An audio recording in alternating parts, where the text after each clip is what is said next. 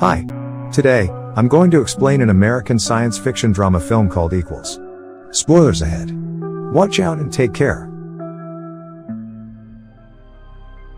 The movie begins in a futuristic world.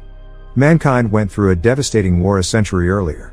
The war only left 2 peninsulae suitable for inhabitants. One of the peninsulae works under a legislative body called the Collective. The Collective has set extreme rules and laws to make sure such a war does not emerge again. The citizens of the peninsula are called the members, and the Collective monitors and controls all of the members' actions. With a futuristic approach to solving the problem, everyone in the peninsula is made mentally stable. All emotions and diseases have been eradicated. People live an automated life, they do not talk to each other unless they have to. The concept of friendship and relationship is gone, and any show of emotion is considered illegal.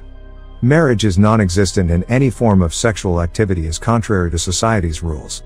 Babies are born strictly through artificial insemination. On the other hand, no one knows what is in the other peninsula. People assume that primitive human emotions are allowed there. Silas is a member of the peninsula. He too is mentally stabilized and is void of any emotions. He works as an illustrator at Atmos. When Silas walks out of his futuristic home, we see that everyone around him is in white attire. Large skyscrapers spread throughout the city, and everyone seems to be automated.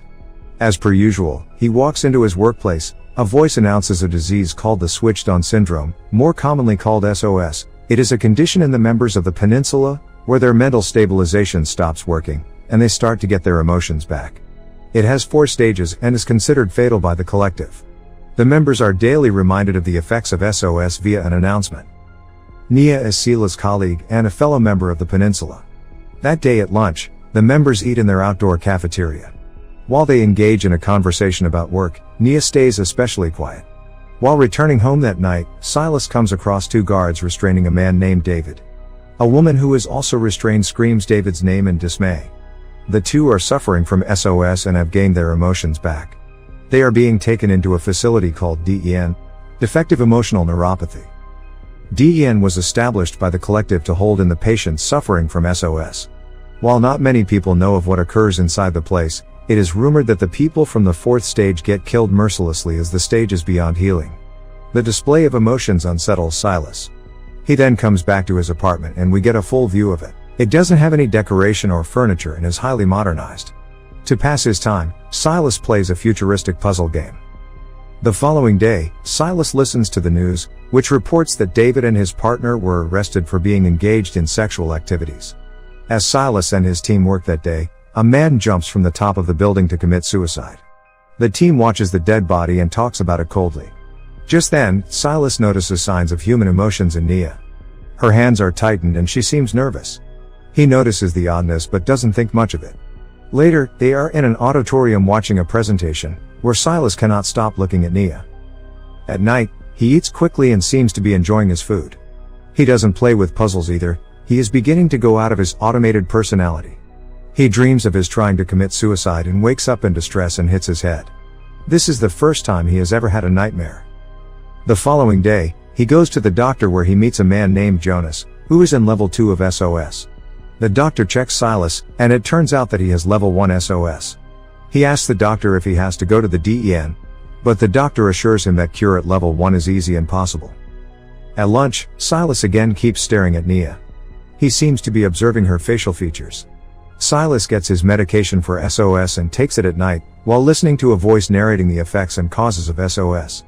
The voice adds that people with the last stage of SOS, stage 4, are taken to DEN and are electrocuted for showing emotions. The sick will go through a pain-free death scenario. The following day at work, Silas cannot concentrate and is distressed. He even cries while working and tries to hide it from his colleagues. He follows Nia around work at all times. The next morning, he switches his work with a colleague to get closer to Nia. As she explains the work to him, he doesn't seem to concentrate and keeps staring at her. Silas stays late after work and listens to Nia's recorded voice on her computer. He has begun falling in love with her.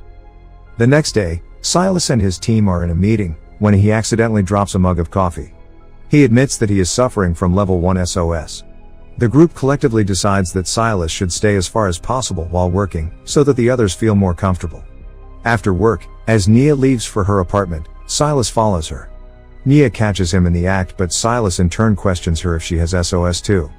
He tells her about him noticing her demure change when the guy committed suicide that week. Nia insists she is fine and leaves. The following day at work, Silas stays as far as possible from everyone, but doesn't stop looking at Nia. The two act like the conversation yesterday never happened. Both of them work late that day. Nia goes to the bathroom and Silas follows her.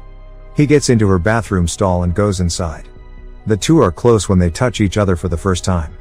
Silas feels Nia's face in awe. Nia reveals that she is at SOS for a year now. She never went to the doctor because she was afraid of being sent to the DEN. She then tells him that their being together is too risky, so they can't meet like this again. The two get up and finally kiss. It is now the next day, and everyone has left the office except the two. Nia again leaves for the restroom and Silas follows. The two hold on to each other, but are too afraid to move on with the relationship. They kiss again. From the following day, they start sneaking into the restroom every day. They laugh, talk, and kiss. The two are falling in love. One day, Admas's manager, Leonard, comes into the restroom while the two are together. Nia stays hidden while Silas goes out and talks to him. As it turns out, someone had reported Silas's strange behavior to Leonard. He warns Silas of the consequences of sneaking around, and leaves. The two talk on their way back home, and Silas tells her that he will look for another job to not get caught. So the next day, Silas resigns from his job. A man named Dominic replaces him as Silas gets a new job at a nursery. At night, while picking up medicines, Silas meets Jonas again. The two talk for a while and Jonas reveals that he is a part of a support group with people who are suffering from SOS. He offers to help Silas if he needs it. Soon, Silas visits the support group and meets its members, namely Bess, Peter, Thomas Gill, Max, and Alice. There, he finds out that half the patients brought to DEN commit suicide as the staff encourages them. Some even watch them kill themselves. As opposed to electro-restraints, suicide seems more preferable to everyone. Silas is shocked.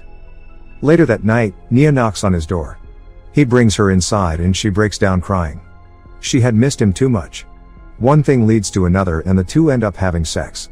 From the following day, the two meet every night at Silas's apartment. Silas has completely stopped taking his medication. The two are beyond happy with their lifestyle. That is until one morning, they hear the announcement that a medication to treat SOS has been made. The announcer suggests everyone who has been diagnosed with SOS to take the medicine. SOS of any level can be treated with it. Scared that they will not be able to feel anymore, Silas and Nia go to the support group. They have decided to run away to the other peninsula. Bess tells them that it is not a good idea, but they have made their decision. They decide to leave in 3 days with Jonas's help. However, Nia gets a conception call from the collective. They want her to artificially bear a child. If the doctor checks her blood results, they will diagnose her with SOS. Scared, she tells this to Silas, who asks her to meet him at the clinic after her appointment. At the clinic, the doctor informs Nia that she is pregnant. Silas sees 2 guards taking her away, but he cannot do anything. They take her to DEN. Silas frantically asks Jonas for help, who tells him to go home and wait for a couple of hours. Bess, who is also a worker at DEN, frees Nia and takes her to the rest of the support group. They make her dress up as fast as she can. Bess then explains to her that a patient named Eva had killed herself last night. Bess has changed her records to Nia's. So now Nia can live freely as Eva. Nia runs away to Silas's apartment but is surprised when she doesn't find him there. Meanwhile, Silas is at work where it is announced in the news that Max had reported Bess, Jonas, and Gilead. So now, all 3 of them were cured and void of emotions. He then runs to DEN's headquarters and asks a worker about Nia. He informs him of her death. Silas is devastated. He goes blank and starts having a panic attack. Nia goes searching for him when he doesn't return back to the apartment. Meanwhile, Silas climbs on top of Atmas's building to commit suicide. As he is about to jump, he changes his decision. When he gets back to his apartment, he is greeted by a worried Nia. She immediately notices the mark on his neck. Silas has been cured of SOS. Nia asks him why he did that, to which he replies that he thought she was dead.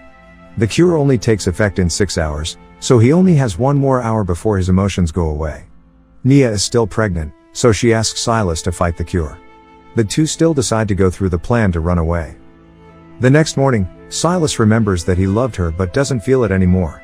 He tells her to get dressed to go to the train as they had decided. In the train, Nia is disappointed, as Silas sits 2 seats away from her. Nia reminisces of all the good times with Silas. Just then, he sits on the seat beside her and holds her hand, suggesting that he will soon recover and gain his emotions back. Subscribe for more videos like this, turn on notifications, and leave a like to help the channel out. Thank you for watching.